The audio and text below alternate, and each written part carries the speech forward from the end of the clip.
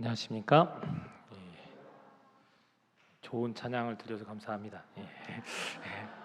기계의 도움을 많이 받은 것 같습니다. 6시간 연습했는데 녹음해도 잘 안 되는 것 같습니다. 뭐 따로 부르니까 그래도 잘 된 것 같습니다. 잘 목사님과 해주시면 잘해서 하나님께 영광 돌려서 감사합니다. 많은 분들이 참여하셔서 특창에 참여하시면 좋을 것 같습니다. 그리고 열세안식 기억절에도 많은 분들이 다 함께 많이 참여하시면 좋을 것 같습니다. 저도 한번 외워볼까 생각이 듭니다. 30년 전에 초등학교 6학년 때 열세 기억절을 처음 외웠던 기억이 있습니다. 그래서 그때 제가 3분 20초 걸려서 52억절 외운 적이 있는데 너무 빨리 외워서 그때 이후로 말이 빨라졌던 것 같습니다. 그래서 교무님께서 이제 말이 느리게 하기 위해서 노력하려고 제 노력합니다.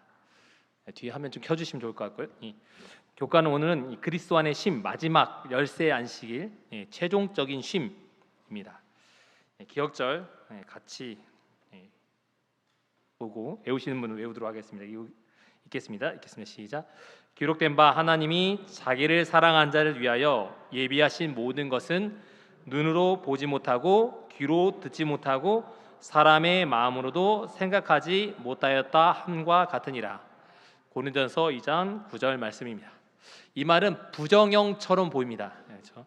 하나님이 자기 사랑을 예비하신 모든 것은 보지 못하고 못한다라는 세 번에 걸쳐서 못한다라고 하는 것처럼 보이지만 이 말은 우리가 생각하는 것보다 하나님이 준비하신 것이 너무나 좋다라는 표현입니다. 우리가 생각하는 거 하늘을 이렇게 아름답게 칠하지 생각하는 것보다 더 아름다운 게 하늘이라는 겁니다. 그래서 우리가 생각하는 게 아이들이 얘기할 때 얼마큼 좋아 그러면 이만큼 좋아, 더 크게 하면 이만큼 좋다고 하는데 하나님은 더 크게 더 아름답게 창조하셨다는 말씀입니다. 그래서 여러분께서 하늘에 가서 다음 안식일은 하늘에 가서 저희가 예배드리면 좋겠지만 그런 현재의 삶을 저희가 잘 살면서 재림을 준비하시면 좋겠습니다. 오늘 교과 통불에서 그런 부분을 저희가 한번 배워보는 시간을 갖도록 하겠습니다. 최종적인 쉼입니다. 이 마지막과는 이 선악의 대쟁도 마지막 부분에 대해서 다루고 있다라고 생각하시면 됩니다. 우리가 잘 아는 것처럼 침례 요한, 지난번에 우리 윤성 목사님 설교도 하셨는데 침례 요한은 왜 죽지 않고 나이가 들어서까지 왜 이렇게 살려두셨을까? 침례 요한도 아마 죽고 싶었을 것 같습니다. 왜 제자들이 다 죽었고 사랑하는 제자들, 가장 나이 어린 제자만이 살아남았습니다. 여기 보시면 이 바모섬이라는 이 섬 자체는 밀레도가 해변에서부터 약 56km 떨어져 있는 바울이 마지막 선교했던 밀레도 해변가에서 56km 떨어져서 남북으로 약 16km 그리고 동서로 약 9km 정도 되는 작은 섬입니다. 이 섬의 대부분은 돌이 많고 채석하는 일을 바울이 요한이 했던 것입니다. 요한은 그러면 왜 요한계시록을 왜 이곳에서 기록했느냐? 도미시안 황제 때 이곳에서 약 1년 8개월 정도 요한이 머물렀습니다. 그리고 네르바 황제 때 풀려나서 다시 돌아갑니다. 요한이 이렇게 살았던 이유는 예수님이 승천하실 때 이렇게 얘기하셨습니다. 갈릴리 사람들아 어찌 서서 하늘을 쳐다보느냐? 하늘로 가심을 본 그대로 오시리라. 이 말씀을 하셨으면 괜찮은데 예수님께서 제자들과 함께서 길에서 이야기하실 때 화요일에 우리 이기원 목사님께서 설교하신 것처럼 예수님이 자신의 죽음, 십자가의 죽으심을 이야기하셨을 때 하신 내용 중에 하나가 이 내용입니다. 죄송합니다. 28장 20절인 28장에 볼지어다 내가 세상 끝날까지 너희와 항상 함께 있으리라고 말씀하시면서 21장에 승천하시기 바로 전에 이 말씀하셨습니다. 내가 올 때까지 그를 머물게 하고자 할지라도 내가 무슨 상관이냐. 이 베드로에게 하신 말씀인데 이 말씀을 사람들은 요한이 죽기 전에 예수님이 오실 것이라고 생각했습니다. 그리고 이교 목사님이 설교하셨던 그 부분에 변화산 사건이 있기 전에 이렇게 얘기했습니다. 여기 서 있는 사람 중에 죽기 전에 하나님의 나라가 권능으로 임하는 것을 볼 자가 있다. 우리가 이 말은 변화산의 사건을 이야기하는 내용인 걸 잘 알고 있습니다. 그런데 제자들은 이것을 잘못 이해해서 예수님이 재림하시기 전에 하나님의 나라를 볼 사람이 있다. 그리고 예수님이 승천하시기 전에 내가 올 때까지, 재림할 때까지 요한은 죽지 않을 것이라고 사람들은 이해했습니다. 그렇기 때문에 요한이 죽으면 안 되는 거였습니다. 요한이 죽으면 제자들뿐만 아니라 예수님을 믿었던 많은 초대교회 사람들에게 실망이 옵니다. 예수님은 재림하지 않을 것이라고 사람들이 생각할 수 있기 때문입니다. 초대교회 어마어마한 재림에 대한 잘못된 이해가 있어서 신앙이 무너질 수 있었습니다. 그래서 예수님께서 침례 요한 때 예수님의 제자들이 많이 넘어오고 실망했던 그것뿐만 아니라 이제 요한이 죽으면 초대교회 모든 사람들이 실망하게 됩니다. 그렇기 때문에 요한이 죽지 않아야 됐고, 그래서 기름가마 속에서도 여러 가지 죽음 속에서도 요한이 살아남았습니다. 그래서 요한은 이 채석장에서 이 돌을 고르면서 본인은 실망했을 겁니다. 왜 나는 살아있을까? 그때 요한계시록 1장 10절에 보면 주의 날이라고 표현합니다. 이걸 가리켜서 개신교에 있는 사람들은 일요일이라고 표현하는데, 초대교회 1세기 동안에는 주의 날이라는 표현에 날이라는 개념이 없었기 때문에 이 날은 다름 아닌 안식일입니다. 그러니까 요한이 힘들게 일을 하다가 안식일은 매를 맞으면서 일을 하지 않고 강가에서 보내고 있을 때, 이때 계시를 통해서 예수님의 모습을 보게 된 것입니다. 예수님은 왜 지금까지 오지 않고 계시는가?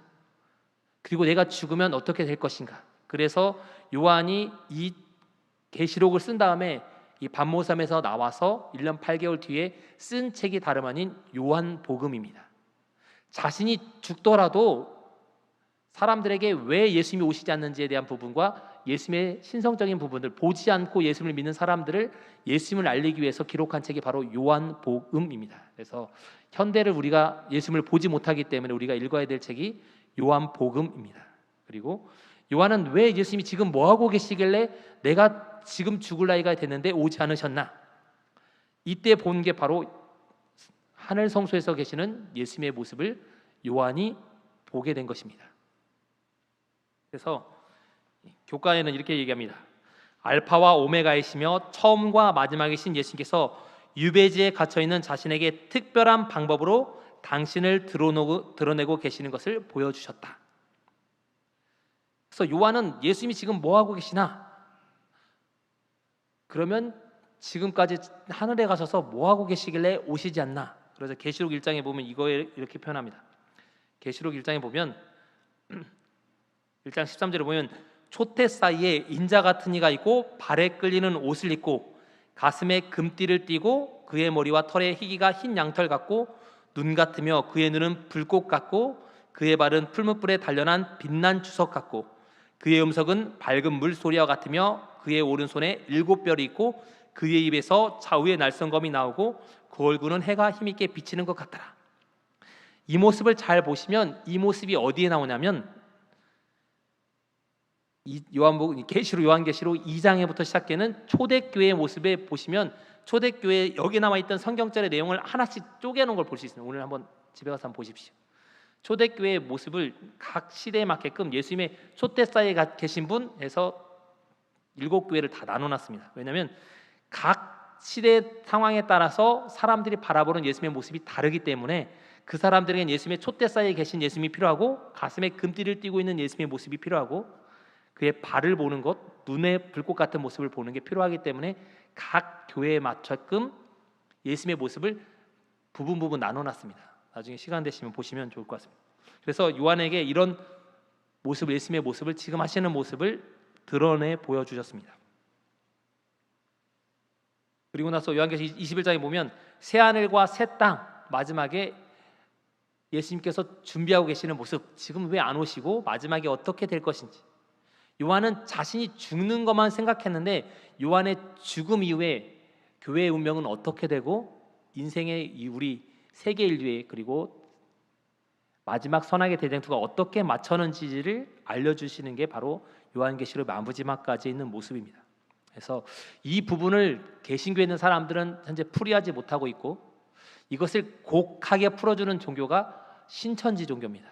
그래서 많은 사람들이 잘못 풀어주는 신천지를 많은 사람들이 믿고 있습니다. 그래서 재림교회가 지금 다시 필요한 게 요한계시록에 대한 올바른 이해를 할 필요가 있고 공부할 필요가 있습니다. 잘못하면 젊은 많은 청년들이 신천지라는 곳에, 잘못된 곳에 빠지는 거, 젊은구나 많은 사람들이 빠진 이유는 이 예언서를 다루지 않기 때문에 많은 사람들이 잘못 가고 있습니다. 그래서 오늘 요한계시록 부분을 마지막 살펴보시면 여러분들이 올바른 신앙관념을 갖게 되시기 바랍니다. 사도행전 교과의 마지막 보면 이렇게 얘기합니다. 요한은 하나님과 그리스도와 그리고 하늘의 천사들과 교제하였다. 그리고 그들로부터 미래의 모든 시대를 위한 교회를 위한 가르침을 받았다. 요한이 죽고 나서 어떻게 신앙을 해야 되고 어떤 방향으로 나가야 되는지에 대한 정확한 나침판의 역할로서 이 요한계시록이 주어졌다는 것입니다. 그러면 우리에게도 읽어야 될 책이 바로 요한계시록입니다. 월요일 소지로 가겠습니다. 카운트다운입니다. 예수님께 제자들에게 와서 예수님께서 마지막 때 재림의 때에서 이야기하셨을 때 제자들이 와서 물어봅니다. 어느 때 이런 일이 있으며 또 이런 때 어떤 징조가 있겠습니까? 좀 힌트 좀 주세요. 아이들이 시험 문제를 내면 뭐합니까? 요즘에 내일 우리 개척대 아이들이 내일 연합회 성경 퀴즈대가 있는데 저희 아이들도 보면 옆에서 제가 문제 내고 있으면 아빠 힌트 하나만 주라고. 그것처럼 맞히고 싶은 거죠. 본인들도. 제가 안 알려주죠. 그것처럼 예수님한테는 물어봅니다. 예수님 아시고 계시니까 답을 알고 계시는데 예수님의 재림 때 어떤 일이 있겠습니까? 교과에는 이렇게 얘기합니다. 마지막 밑줄 지금 파란문 글씨 읽겠습니다. 마지막 시대에 사는 사람들이 최후의 사건에 대비할 수 있도록 인도하신다. 환란이 있고 개구리 그때처럼 없었던 환란일 거라고 다니엘서 12장 1절은 이야기합니다. 예수께서는 우리가 당신에게 다시 오시기를 앞서 있을 사건에 대하여 대비하도록 준비하셨습니다. 그래서 우리가 잘 알고 있는 것처럼 마태복음 24장 예수님께서 이 예언에 대해서 얘기하셨습니다. 난리와 소문을 날 것이다. 그리고 전쟁이 날 것이고 24장 7절에 민족이 민족을, 나라가 나라를, 요즘에는 뭐 30분 안에 전쟁이 일어난다고 얘기합니다. 소수 전쟁, 그리고 뭐 민족 간의 전쟁, 여러 나라죠. 미얀마도 그렇고 여러 나라들이 지금 현재 문제가 있는 나라들이 곳곳에 있습니다. 아프가니스탄도 얼마 전에 또 있었고, 우리가 안전할 거라고 생각하는 많은 나라들이 어려움을 겪고 있고, 우리 주변에도 그런 일들이 많이 일어나고 있습니다. 그리고 해가 어두워지고 사람들이 거짓 선지자가 일어난 일이 많을 거다. 요즘에 더 많이 일어난 것입니다. 요즘처럼 재림 예수라고 하거나 하는 분들이 많이 있고, 자신을 가리켜서 예수라고 하는 사람이나 아니면 자기가 옳다라고 하는 사람들이 많이 있습니다. 마태복음에 이렇게 얘기합니다. 그리고 노아의 때와 같이 인자의 임함도 그러하리라. 노아 홍수 전에 방주에 들어갈까지 사람들이 먹고 마시고 장가들고 시집가고 있으면서 홍수가 나서 그들을 다 멸하기까지 깨닫지 못. 요즘은 뭐 소수법 해가지고 그래서 성소수자들도 보호해야 된다. 여러 가지 모습들이 해서 뭐 예전과 같지 않게 사회가 더 혼란됐고, 그거를 당연시 여기고 그릇된 것도 사람들이 옳다라고 보존해 줘야 된다고 생각하는 게 요즘 사회입니다.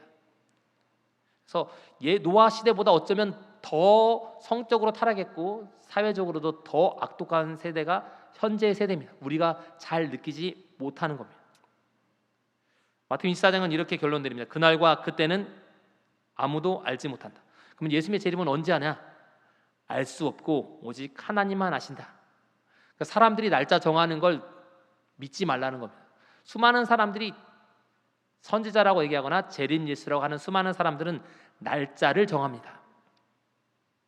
우리가 잘 알고 있는 것처럼 우리 교회가 시작되기 전에 밀레 운동이 일어났을 때 밀레는 예수님의 재림 시기를 정한 적이 한 번도 없습니다.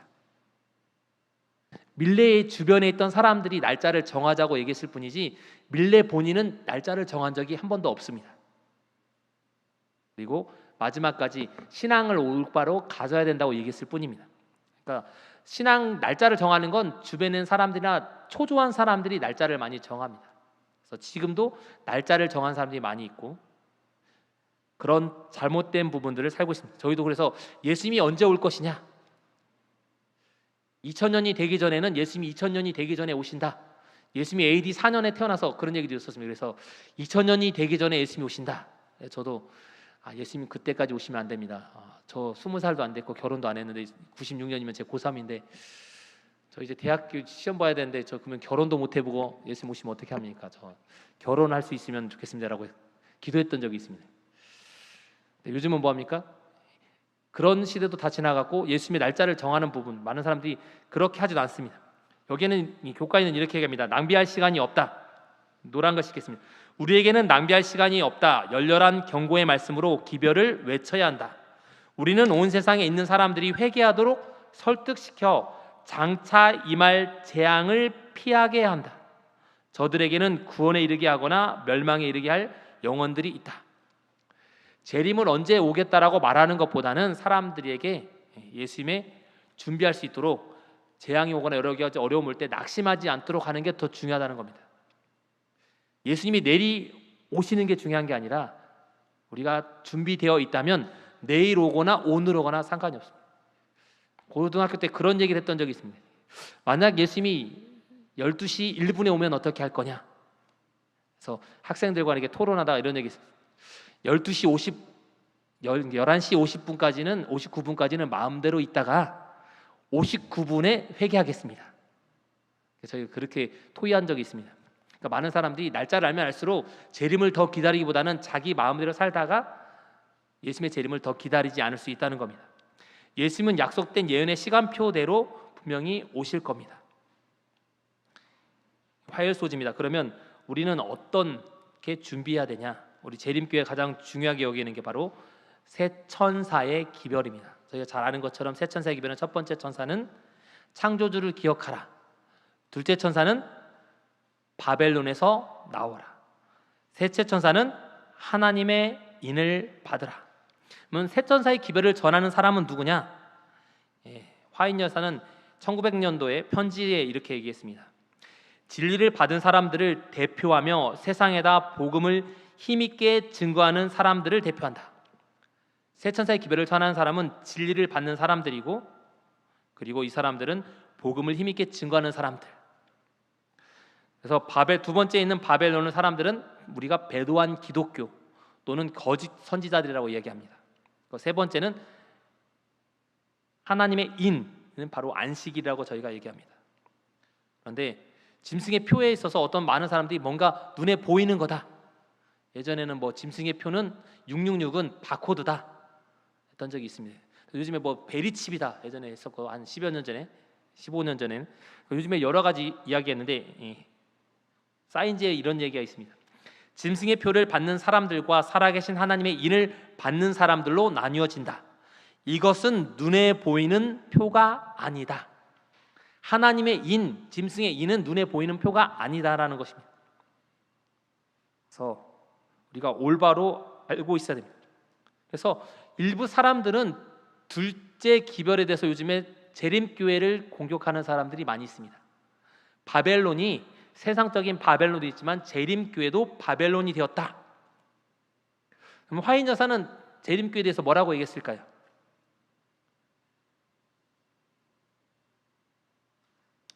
복음교육자 이렇게 얘기합니다. 첫 천사의 기별을 전해야 되는데 제7일 안식일 예수 재림 교인들은 세상에 그리스도를 전파하는 선봉이 되어야 된다. 새 천사의 기별에는 안식일 진리를 소개해야 할 사명이 포함되어 있다. 새 천사의 기별에는 안식일이 포함되어 있고 중심 인물이신 예수 그리스도를 빼놓아서는 안 된다. 새 천사의 기별의 핵심이 뭐냐면 예수님이 되어야 되는데 다른 것으로 전하면 안 된다. 그러면 재림 교회는 바벨론이냐? 요즘에 그런 것으로 공격하는 사람도 있습니다. 여러분이 갈아 뽑은 기별 2권에 보시면 이런 말이 있습니다. 63쪽과 66쪽, 69쪽에 이런 말씀이 있습니다. 주님께서는 형제에게 제7일 안식일 예수 재림교회를 바벨론이라고 부르는 것과 하나님의 백성을 그 가운데서 불러내야 한다는 기별을 주시지 않았다. 재림교회는 바벨론이라고요? 바벨론이 아니라는 겁니다. 이걸 주장하는 사람들이 요즘에 가끔씩 있습니다. 그리고 예언의 실 너무 맹목적으로 숭배하는 사람들 중에 이렇게 주장하는 사람들도 있습니다. 여러분들이 올바로 가르쳐 주시면 좋을 것 같습니다. 66쪽에 이렇게 얘기합니다. 다시 한번 제7일 안식일 예수 재림교회를 바벨론이라고 공언하며 하나님의 백성들에게 그 가운데서 나오라고 부르는 기별은 하나님의 사자가 준 기별이 아니며 성령의 감동하심을 입은 어떤 사람이 전하는 기별도 아닐 것입니다. 그런 사람이 혹시 있다면 그 사람은 가짜 교리를 믿는 사람입니다. 아무리 교회를 열심히 다니고 새롭게 한다고 하더라도. 그래서 요즘에 막 11시 몇 분 교인도 있고 재림교회에 나오라고 하는 사람들이 많이 있습니다. 새롭게 전하는 사람들이 다 잘못된 사람들입니다. 설교를 아무리 잘하고 말씀을 잘 전해도 잘못된 기별을 전하는 분들이랍니다. 69쪽에 다시 한번 얘기합니다. 나는 제7일 안식 예수 재림교회의 모든 새로운 이론과 큰 빛을 가져오라고 주장하는 자들을 받아들인 데 대하여 조심하도록 경고하는 바입니다. 재림교회에 대해서 뭐 새로운 기별을 받았다, 재림교회에서 이게 맞지 않기 때문에 교단이 문제가 있다. 다른 증언복음의 이권에도 보면 하나님이 그래도 가장 사랑하시고 마지막까지 애착을 가지는 곳은 제7일 안식일 예수 재림교회다라는 기별이 있습니다. 그래서 여러분들이 우리가 뭐 지도자한테 실망할 수 있고 혹시 장로님이나 아니면 여러 사람들 실망할 수 있지만 재림교회는 마지막까지 하나님이 가장 사랑하시고 재림하실 때까지 큰 기대를 걸고 하나님이 보호하시는 재단이 바로 재림교회임을 깨달으시고 여러분들이 재림교회 신앙을 가지고 있음을 자부심을 갖게 되시기 바랍니다. 수요일 소집입니다. 평안한 휴식. 히브리서에 보면 이 말씀이 있습니다. 이 사람들은 다 믿음을 따라 죽었지만 약속을 받지 못했다. 이 말은 다 구원받지 못하는 것처럼 보입니다. 저희가 잘 아는 것처럼 히브리서 11장은 믿음장입니다. 여기에 있는 사람들은 다 구원받을 사람들이라고 저희가 알고 있고 믿고 있습니다. 근데 여기에 보면 믿음을 따라 죽었지만 약속을 받지 못했다는 말은 하늘나라를 갈 수 있다는 보장을 받지 못했다는 겁니다. 왜냐하면 우리가 갈 수 있다 없다를 판단할 수 없다는 겁니다. 많은 사람들이 어때 저 사람은 신앙을 못해서 하늘에 가지 못할 거라고 결론을 내리는 경우도 가끔씩 있습니다. 그걸 가장 조심하라는 겁니다. 그 사람들은 하나님에 대해서 너는 구원받을 수 있다, 하늘에 갈 수 있다라는 보장은 받지 않았지만 끝까지 하나님을 저버리지 않았다는 겁니다. 그래서 이렇게 더 얘기합니다. 빨간 것입니다. 더 나은 본향을 사모하니 곧 하늘에 있는 것이라. 이러므로 하나님이 그들의 하나님이라 일컬음 받으심을 부끄러워하지 아니하시고 그들을 위하여 한 성, 이 한 성은 바로 예루살렘, 하늘 예루살렘 성을 얘기합니다. 바울은 이렇게 결론을 내린 겁니다. 이 사람들은 그 당시 자기들이 생활할 때 하나님께 약속의 보증을 받지 못했지만 신실하게 믿었기 때문에 하나님은 이 사람들을 분명히 하늘로 데려가실 것이다. 그 사람들은 그거에 대한 확답을 받지 못하고 죽었지만 다 하늘에 갈 의인이다라고 기록하고 있는 것입니다. 그래서 나사로의 죽음을 예수님께서 이야기하실 때 잠이라고 표현한 것입니다. 잠을 든 사람은 오늘 밤에 여러분도 다 잠이 드실 건데 오늘 밤 여러분이 잠이 들면 다시는 못 일어난다면 잠을 주무실 분이 계실까요? 제 백신 2번째 맞을 때 자면 안 될 것 같다는 느낌이 막 들더라고요. 처음 첫 번째 맞았을 때 죽을 것 같아요. 너무 심장이 막 두근두근거려서 TV에서 나오는 사람처럼 나도 죽는 거 아닌가? 그래서 그날 밤을 잠을 못 자고 제 뜬눈으로 잠을 세웠습니다. 사람이 불안하면 잠을 못 자는 경우가 있습니다. 근데 나사로한테 가르쳐서 죽음이라고 표현하지 아니고 잠이라고 표현한 이유는 깨어날 수 있다라는 표현입니다. 여러분이 오늘 밤에 잠자리에 편안하게 주무실 수 있는 건 내일 아침에 일어날 걸 아시기 때문에 주무실 수 있습니다. 그렇기 때문에 죽음을 가르쳐서 예수님께서 잠이라고 표현한 이유는 모든 사람이 다 죽을 것이다. 그렇지만 부활할 수 있다는 것입니다. 그래서 우리는 재림 교인으로서 죽음에 대해서도 저희가 생각을 해야 됩니다. 오늘 죽을 수 있습니다. 저희 누나도 제가 3년 전에 중화동 교회에서 제가 노인대학에서 봉사하시는 분들을 모시고 거제도에 가기 위해서 아침에 일찍 새벽같이 6시 반에 준비하고 나가고 있었습니다. 그리고 애들 태우고 같이 가는데 중간쯤 가다가 서울을 벗어나기 전에 전화가 왔습니다. 저희 매형한테 누나가 죽었다는 거예요. 깜짝 놀랐습니다. 이틀 전에 전화 통화했는데 믿기지 않았는데 진짜 누나가 거짓말이 장난인 줄 알았는데 충격받은 적이 있습니다. 우리는 내일 죽더라도 뭐합니까? 예수님의 오심을 저희가 부활의 소망을 가지고 준비하는 모습을 필요합니다. 그래서 죽음을 준비할 모습도 저희가 필요합니다. 나이가 많고 적음이 중요한 게 아니고 오늘 내일 어떻게 될지 우리가 알 수 못합니다. 여러분들이 오늘 우리의 신앙을 잘 가지고 잠자리에 드는 게 중요합니다. 내일 우리가 어떻게 될지 모르기 때문에 여러분들께서 잠들 좋은 잠 그리스도 안에서 신앙도 생각하시면서 우리가 내일 오신다 하더라도 오늘 신앙을 올바로 생활하는 게 중요합니다. 시대의 소망이 이렇게 얘기합니다. 밑줄 친구에게 그리스도인에게 죽음이란 잠자는 것이며 한순간의 침묵과 어두움에 불과한 것이다. 생명이 그리스도와 함께 하나님 안에 감추어 있으며 우리의 생명이신 그리스도에 나타나실 그때에 너희도 그와 함께 영광 중에 나타날 것이다. 그래서 여러분들이 그리스도인은 죽음도 잠으로 구분할 수 있어야 되고 잘못되더라도 저희가 그것을 받아들일 수 있는 믿음이 필요합니다. 저도 저희 아버지가 돌아가셨을 때 군대 전역하기 바로 3달 전에 돌아가셨을 때 친구들을 위로할 수 있었던 거 저희가 신앙하기 때문에 위로할 수 있었습니다. 도리어 친구들 제가 장례식에 왔을 때 제가 친구들을 위로했습니다. 걱정하지 말라고. 그러니까 저희가 위로할 수 있는 사람들이 되려면 죽음에 대한 것도 저희가 어느 정도 생각하고 있어야 됩니다. 신앙 안에 죽음에 대한 것도 필요합니다. 잘 죽는 것도 뭐합니까? 복입니다. 그렇죠? 여러분들이 하나님의 신앙 안에서 절대 흔들리지 마시고 혹시 주변에 아픈 분이 있다면 그분들의 신앙이 흔들리지 않도록 하나님의 뜻에 맡길 수 있도록 저희가 그분들을 위로하는 것도 필요합니다. 욥과 185쪽은 이렇게 합니다. 예수님께서는 사람의 죽음과 부활을 무의식 상태인 잠과 아침이 되어 깨어나는 것에 비교하신다. 언제 죽음을 마주하더라도 준비되어 있어야 한다고 가르쳐 주신다. 이게 재림을 임하는 저희의 자세가 되어야 한다는 것입니다. 언제 예수님이 재림하신다 하더라도 그것에 대해서 준비하고 있는 게 재림 교인이 되어야 한다는 것입니다. 오늘 교과에서 얘기하는 건 그래서 우리가 죽음을 언제든지 받을 수 있는 것처럼 재림도 언제든지 준비되어 있는 사람 그런 게 우리들의 모습이 되어야 한다고 가르치고 있습니다. 영광스러운 부활의 아침에 이렇게 표현합니다. 그래서 마지막 영감의 교훈에 잠자는 성도들의 승리는 부활의 아침에 영광스럽게 될 것이다. 빨간 검은 것입니다. 생명의 시여자께서는 무덤에서 나오는 모든 사람들에게 불면의 생명으로 영화롭게 해 주실 것이다. 이 말씀으로써 위로받으시고 혹시 주변에 아프신 분이 있다면 이렇게 위로해 주시고 신앙을 흔들리지 않도록 그분들의 귀에 대고 얘기해 주시기 바랍니다. 제가 인제교회 있을 때 한 분이 집사님 돌아가시기 전에 낙상하셔가지고 너무 외진 곳이라 응급실이 별로 안 좋지 않아서 그분이 오시다가 이제 거의 숨을 거두시길 보더니 귀에다 대고 말씀드렸습니다. 네, 귀가 가장 마지막에까지 사람들이 들린다고 하더라고요. 그래서 아프신 분 곳에서 나쁜 얘기 하지 말라고 해요.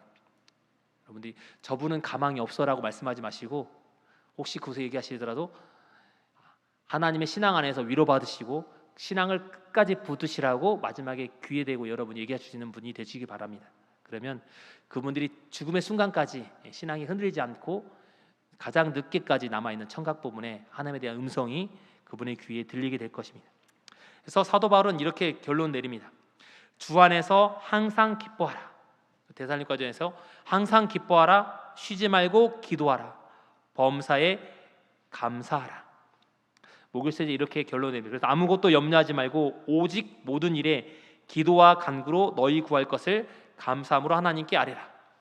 지금에 있는 우리의 모습을 감사하고 하나님께 생활하게 되시기 바랍니다.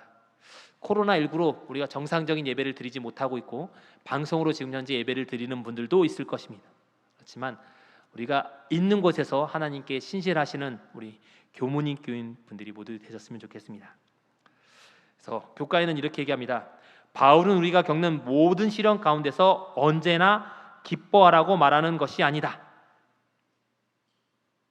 같이 읽겠습니다. 밑에 바울이 강조하고 있는 것은 주 안에서라는 대목이다. 우리부터 같이 읽겠습니다. 시작.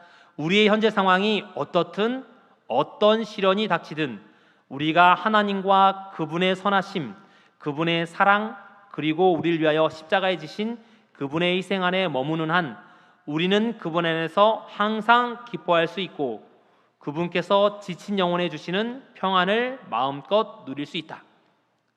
신앙하는 사람도 기쁠 때도 있고 슬플 때도 있고 좌절할 때도 있다는 겁니다. 우리 초반에 배웠던 것처럼 우울증에 걸릴 수 있다는 겁니다. 신실하게 믿었던 엘리야도 우울증에 걸렸고 정말 좌절했을 때 하나님께서 그를 사역을 다른 사람한테 위임하라고 말씀을 통해서 엘리야에게 힘을 주셨던 것처럼 우리도 낙담할 때 있고 좌절할 때 있지만 뭐합니까? 항상 하나님 안에 머무르라는 것입니다. 실망하고 낙담할 때도 있지만 신앙 안에서 끝까지 벗어나지 말라는 겁니다. 신앙 안에서 좌절하고 신앙 안에서 힘들 때 하나님 품에서 하나님께 부르짖으면 하나님께서 해결할 걸 주신다는 겁니다. 마지막으로 이렇게 결론 내립니다. 기쁨으로 충만한 하늘, 하늘은 기쁨으로 충만해 있다. 그것은 인류를 구속하기 위하여 그처럼 놀랍고 희생하신 분을 찬양하는 노래로 울려 퍼진다. 지상의 교회가 찬양으로 충만해져야 하지 않겠는가? 그리스도인들은 그리스도를 섬기는 기쁨을 온 세상에 알려야 하지 않겠는가? 하늘에서 찬양의 노래로 천사의 합창단에 연합할 자들은 지상에서 하늘의 노래 곧 감사로 된 죽음을 배워야 된다. 우리 교문님께 모든 분들이 하늘 찬양대에 모두 함께 다 들어갔으면 좋겠습니다. 그래서 함께 모여서 우리 함께 찬양했으면 참 좋겠습니다. 보훈교육장 다시 한번 이렇게 얘기합니다. 우리 모두 기도가 속히 응답되기를 바라고 응답이 더디거나 혹은 기대한 바대로 응답되지 않을 때 쉽게 낙심한다. 빨간 것이 가지 있겠습니다. 시작. 하나님께서는 우리가 바라는 그 시간과 방법대로 응답하지 않으신다. 누구 방법대로 응답하지 않으신다고요? 우리가 원하는 바대로 응답하지 않는다는 겁니다. 우리가 바라는 것 이상으로 더 좋은 곳을 더욱 풍성히 이루어진다. 오늘 교과 기억절 읽은 것처럼 우리가 생각하는 것보다 더 좋은 곳으로 하나님께서 들어주기 위해서 우리의 기도를 들어주지 않으실 수도 있다는 겁니다. 빨간 것이 마지막 부분 같이 읽겠습니다. 시작. 하나님의 목적하신 바가 무엇임을 알고 그대로 이루어지도록 구하여야 한다. 우리의 기도가 이렇게 했을 때 우리가 하늘에서 최종적인 쉼을 모두 누리게 되시는 우리 교문익교회 모든 성도님 되시길 바라면서 교과 공부를 마치겠습니다.